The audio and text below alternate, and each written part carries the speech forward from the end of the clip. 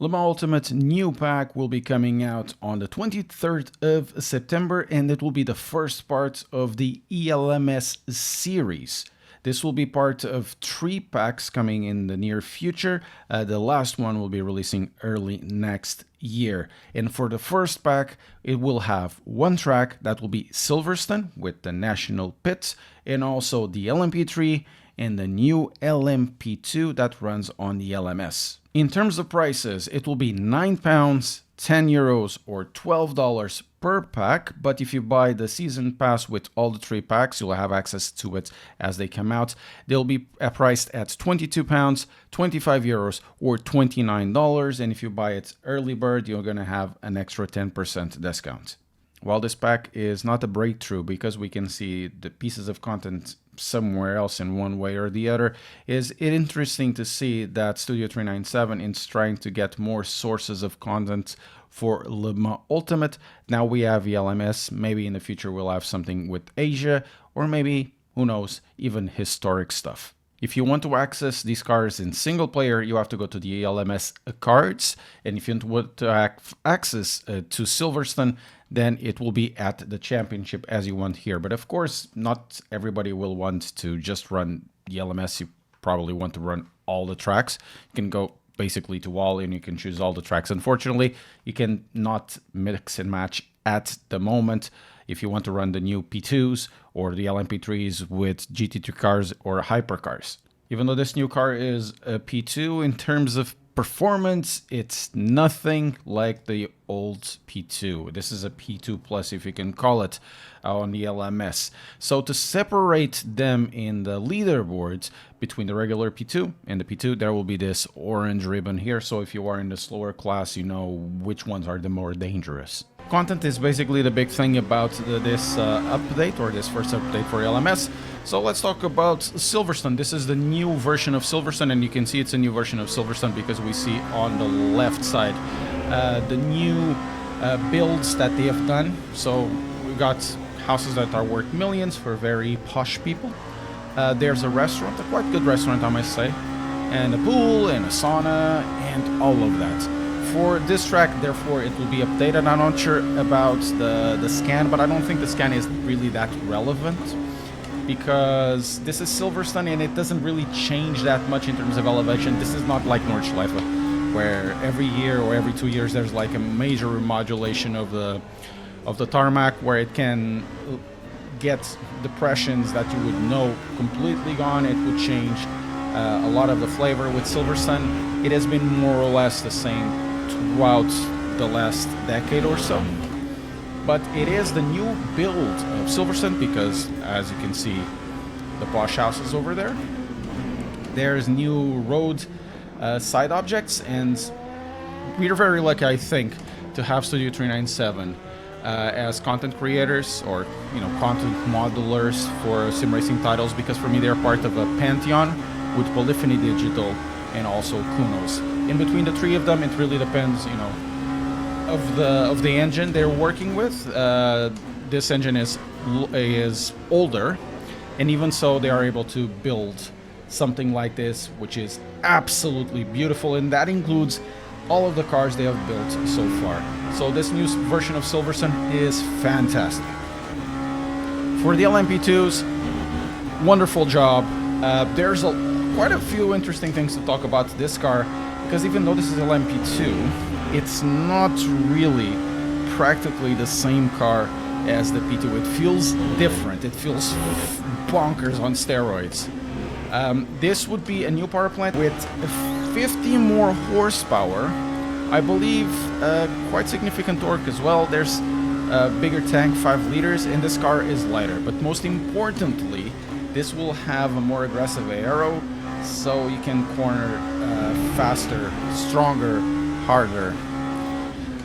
And depending on the track, depending on track conditions, on wets it's going to be different, but depending on track conditions in dries, this can be, in a track like this, about 2 to 5 to even 7 degrees seconds faster than the outgoing LMP2s. Or rather, the regular version of the LMP2s. Now, one thing that I need to mention, I think, is that there's for me some sort of engine dip, very much Toyota if you've ever driven a GT86. Engine dip on power or torque, it always seems for me that I'm always out of gear, and I'm pretty sure that's just an issue, a skill issue that I have. I'm not very fast driving prototypes. Skill issue, I need to learn them, and with the LMP2s, the LMP3s, it really needs to be done. In terms of driving, this car is definitely more aggressive through the corners than the outgoing P2 or the other version of P2. So that means whoever is gonna be fast in hypers, they're gonna be complete torpedoes with these cars. This is, I think, more agile or more on the grounds than the hypers. It really feels definitely more planted with that aero pack that they have. So that means, for those of you like myself that drive the slower cars, the GT3s, we need to be especially careful with P2 Plus's drivers, because this thing grabs, and even though it can, you know, still go sideways a little bit, it feels like on the corners there's something a little more than hypercars. It's not faster than an hypercar, but they drive differently. They stick differently in different places. So I wouldn't be surprised that in places this would be actually faster in certain types of corners than the regular hypers. Now, while we're talking about grip, there's something weird on the AI grip. I know I'm 2.5 seconds slower around here. Skill issue, totally. But when you lower the track temperature and the track grip, as you sometimes do, especially this time of year, and the game can get the information, the real information at Silverstone, the temperatures will be very much lower, but the AI still has top performance. That means, for example, in here, while it's not at the regular temperature, I'm 2.5 seconds, 2.3 seconds behind top position, which will be the cam, I suppose. If I drop the temperature to the real temperature, they will keep more or less the same performance, while I'm gonna get a big performance dip in terms of grip. I will have no grip whatsoever, and that means instead of being 2.5 seconds behind, I'll be 4 or 5 easy. So there's still some work to be done towards the AI. I don't think so much of the car, because this car is an absolute gem. Lastly, the baby prototype. First thing that you're going to notice is definitely that A-pillar, which is huge. You can put your seat back if you want to. In VR, it's exactly the same thing. That A-pillar is annoying as hell. That means the car was well modeled, because the car is like this in real life, and the A-pillar is annoying.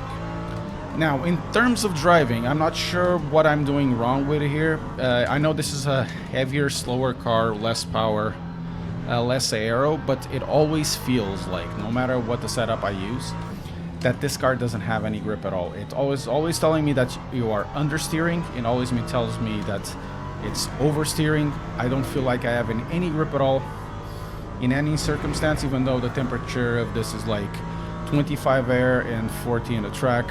The tires are actually in a good state right now. It definitely takes a while. They're in a decent state, but they don't feel like they're gripping at all. It feels like you're always in bicycle tires. It takes a while to get some grip level, and even so, the car just doesn't feel nimble on the corner. It always telling you, look, I'm understeering right now, I'm understeering right now, oh, I'm oversteering. And you see the other LMP3s, it's like you're stuck in place. Could be skill issue, it could be something related to the lack of grip that I've been mentioning on the LMP2s, and it's something that also happens with the AI sometimes.